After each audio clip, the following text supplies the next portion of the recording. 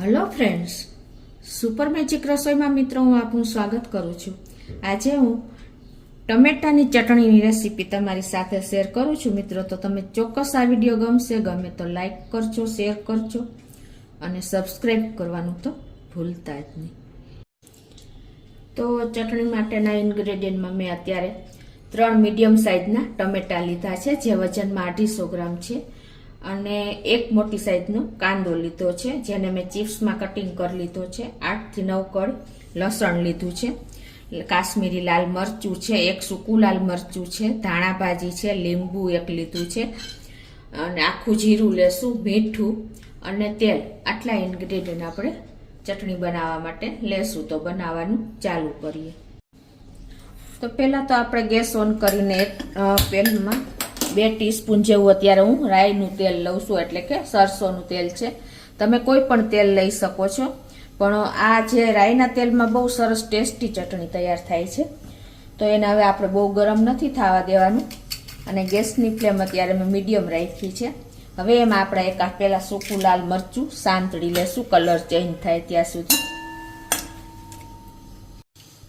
તો આ રીતે જો આપણા મરચાંનો કલર પણ ચેન્જ થઈ ગયો છે, ત્યાં સુધી આપણે એને સેજ તેલમાં રોસ્ટ કરવાના છે. અને હવે એને આપણે એક વાટકીમાં લઈ લેશું. અને હવે આ જ તેલમાં આપણે લસણની 8 થી 9 કળી લીધી છે, એને પણ આપણે હલકી એવી રોસ્ટ કરી લેશું. આ રીતે જો આપણે લસણની કળી પણ એકદમ સરસ રોસ્ટ થઈ ગઈ છે. અને બને ત્યાં સુધી આપણે છે ને આ મેટલનું જ વાસણ એટલે કે પેન લેવાનું, નોનસ્ટિક પેન આમાં નથી લેવાનું. એકદમ સરસ આપણે એનું ફ્લેવર આવે છે. તો આ રીતે આપણે લસણની કળી પણ એક વાટકીમાં બહાર લઈ લેશું. આમાં આપણે આ સમારેલા લાંબી ચીપ્સમાં કાંદા છે, એને પણ આપણે હલકા એવા રોસ્ટ કરી લઈશું. તો આપણા કાંદા પણ રોસ્ટ થઈ ગયા છે, તો એને પણ આપણે એક બોલમાં લઈ લેશું. કાંદાની કચાશ મિત્રો દૂર જ કરવાની છે, તો જ આપણે ચટણીનો ટેસ્ટ આવશે. તો આ રીતે આપણે એક બોલમાં લઈ લેશું. હવે આપણે આ જ પેનમાં 2 ટીસ્પૂન જેવું પાછું તેલ મૂકી દેશું. અને આપણે જે આ ટમેટા લીધા છે ને, એને 2 પાર્ટમાં જ આપણે આ રીતે કટિંગ કરી લેશું.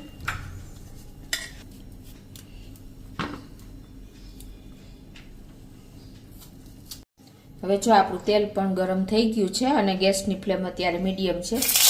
તો આ રીતે આપણે એને ટમેટાને સાંતળી લેશું. આ રીતે ટમેટા આપણે નાખી દીધા છે. હવે એને ઢાંકીને આ રીતે 1 મિનિટ આપણે રાખશું મીડિયમ ફ્લેમ ઉપર. તો 1 મિનિટ થઈ ગઈ છે, અને હવે જો આપણે ટમેટાને આ રીતે આપણે પાછા પલટાવી લેશું. અને આ રીતે આપણે એને 4 થી 5 મિનિટ કૂક કરવાના છે. તો જો આ રીતે આપણે પાછા ટર્ન કરી લેશું. અને એકદમ સરસ 4 થી 5 મિનિટ પણ થઈ ગઈ છે, અને આપણા ટમેટા પણ કૂક થઈ ગયા છે, તમે જોઈ શકો છો. તો જો હવે આપણા ટમેટા પણ કૂક થઈ ગયા છે. હવે આપણે ગેસ બંધ કરી દીધો છે, અને ઉપરથી આપણે આ ટમેટાની છાલ પણ જો આ રીતે રિમૂવ કરી દેશું.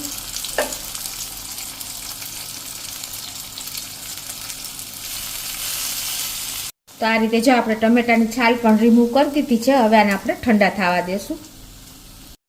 તો હવે જો આપણે આની ચટણી કરવાની છે, તો તમે ખાયણીમાં પણ કરી શકો છો, પણ અત્યારે હું મિક્સર જારમાં કરું છું.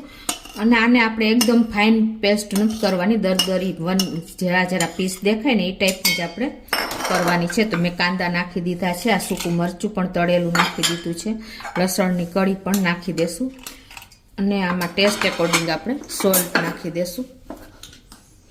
અને હવે આને આપણે